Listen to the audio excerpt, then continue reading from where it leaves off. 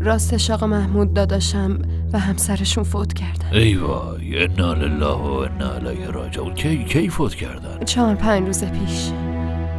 اما من خبر نداشتم. من هر ماه می اومدم اینجا و کرایه ما می گرفتم. شما بشینید، من براتون چای. نه عزیزم، لازم نیست، چای نمیخورم. فقط گوش کن. اجاره 3 ماه عقب افتاده و ماه پیش به برادرت هشدار دادم وقتی دفعه بعد بیام اینجا باید اجاره 3 ماه به من یک جا پرداخت بکنه، وگرنه این خونه رو باید خالی بکنه. 3 ماه اجاره عقب افتاده؟ بله، اجاره 3 ماه.